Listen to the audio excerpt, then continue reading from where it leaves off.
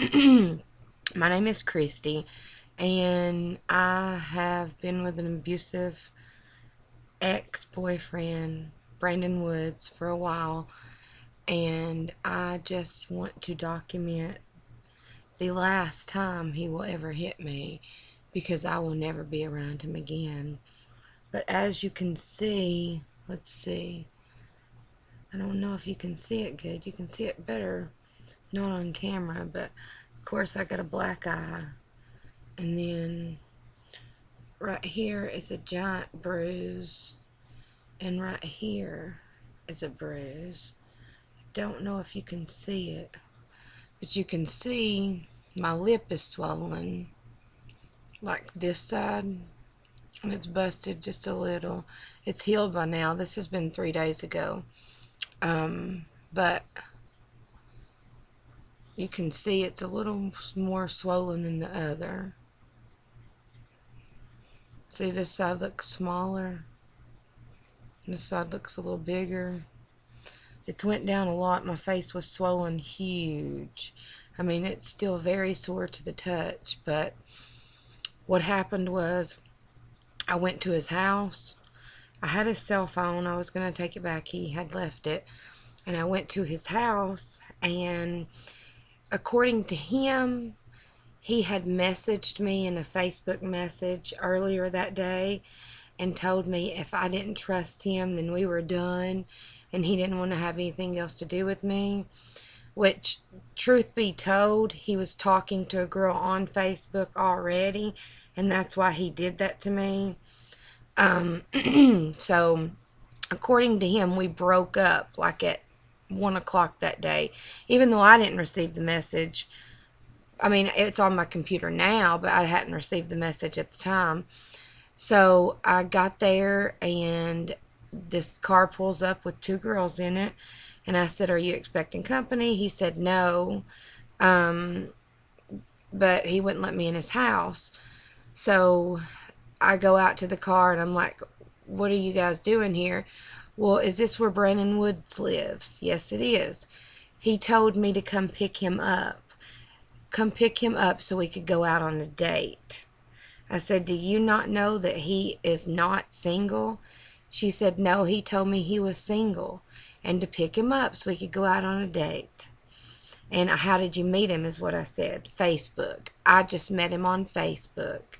So he had all this played out just so that he could, and the thing is, he has left his vehicle at home before, and I've not been able to get in touch with him. Knock on the door, he doesn't answer. He says he's at a neighbor's. Or he's in bed asleep and he couldn't hear the phone, or, other excuses, which now I know what's been happening is he's having these girls come pick him up so that I still see his vehicle there. And he's using his neighbors as whatever the word is. He's using his neighbors. Now, his neighbors never vouched for him. I never asked. But anyway, so I went to the car. He said he was single. I said, "You said you were single?" And I walked towards him, and he pushed me like really hard. I don't know if you can see this. Let's see. Maybe you can, but it's bruised all right in here. Let's see. If you compare it over here, you can probably tell. But it's bruised all in here. He shoved me. And then I opened the car door back up, and I told the girl, "He's single now. You want him, you can have him. But I'll just let you know he's a piece of shit. He's a liar. He's a cheater. He's a beater. He's a thief. He doesn't pay his child support. He doesn't see his kids. He's a deadbeat father." All this stuff I was saying. It was embarrassing. It made him mad. So he reached to push me out of the way of the car with his hand on my face. He shoved me out of the way. And when he did, I punched him because he had already pushed me down. And then he shoved me. So I punched him. And when I did, he just wadded his fist up and gave me all that he had. He punched me, just like a man would punch another man, but he's a pussy, so he don't fight men, of course. But if you can see, you probably can't. It doesn't do it justice, but there's a big bruise, there's a big bruise, there's a big bruise. My point is, if you feel the least little bit like something's up, okay, he wouldn't give me full access to his Facebook. He wouldn't give me full access to his phone. He, those little things like that, I would feel like something was up. But he would always say, well, that's my privacy and you have to respect it. If you don't show me respect, blah, blah, blah, respect, respect, respect. Even though I gave him full access to mine because I didn't care. I have nothing to hide. And if you feel it at all in any little way, go with your instinct because it's always right. Always.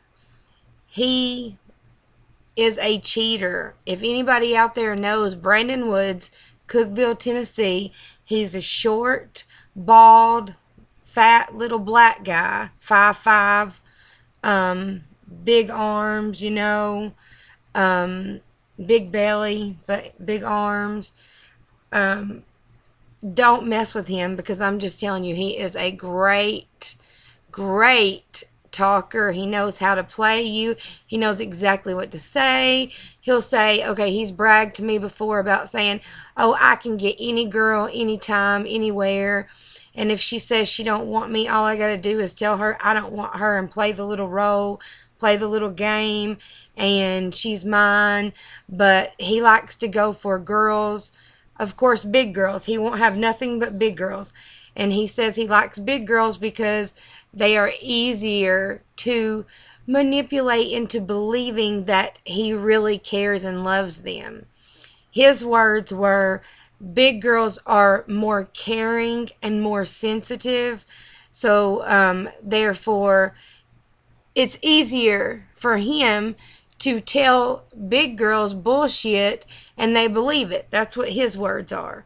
So, anyway, if you know him, just be aware. And if you don't know him and you're just in the situation where you think you're a guy and you have any suspicion, and I'm just telling you, any, that you think he's doing something, go with it. Don't just automatically assume. It could be wrong. But, our instincts are normally 95, 98% right. So, unless you're just a paranoid freak and you're cheating yourself and you want to find something, but if you are not and you're open with him and he's not willing to be open with you, something's probably up. Anyway, I just wanted to tell that little story and hope that I can save the next girl from being manipulated by him. And see, I didn't know this when we first started dating.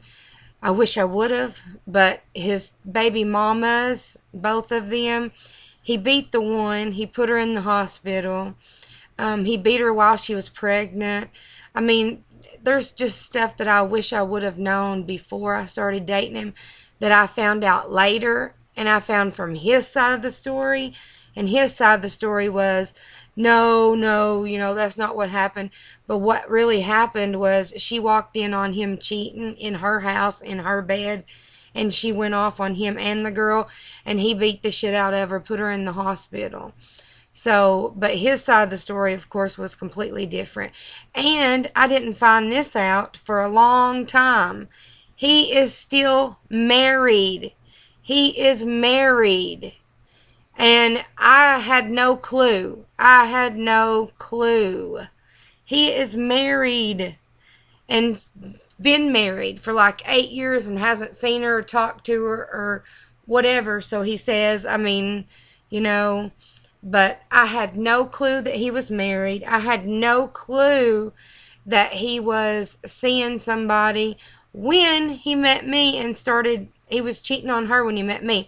And let me tell you, I'm not stupid. So I went to his house, and the girl was there when I went. Me and my cousins went. This was when we first started dating, and he didn't tell me about, he was with somebody. He told me that he had a roommate, and so I went to his house to check it out because I wanted to know.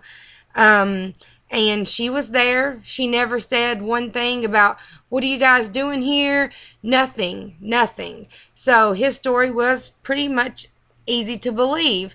Because me and my cousin and another friend went there, and it was easy to believe because she never said anything. If that would have been me and 3 girls showed up at my house to talk to my man, I would have been like, why are you guys here? What's up?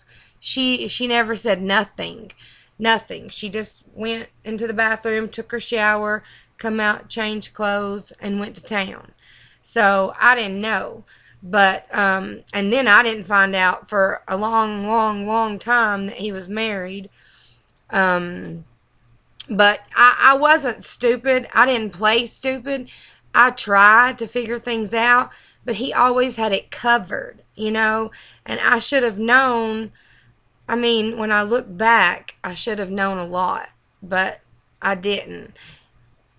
So, anyway, my point is, be careful, girls. Be careful, because this could have been my jaw, my teeth. I could have lost my whole teeth. I could have lost broken jaw. It's just like,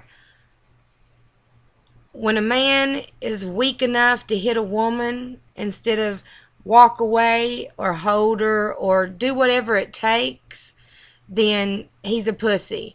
And number one, he put his hands on me first. He shoved me and he pushed me out of the way. So I was pissed. The girl was there. He was being an ass because I was embarrassing him. And yeah, I hit him. Of course. He's not going to put his hands on me, and I'm not going to fight back. So he just gave me all he got. But anyway, sorry to rant. My point is, he's a loser. If you suspect your man is a loser, get on it and don't take it. Thank you.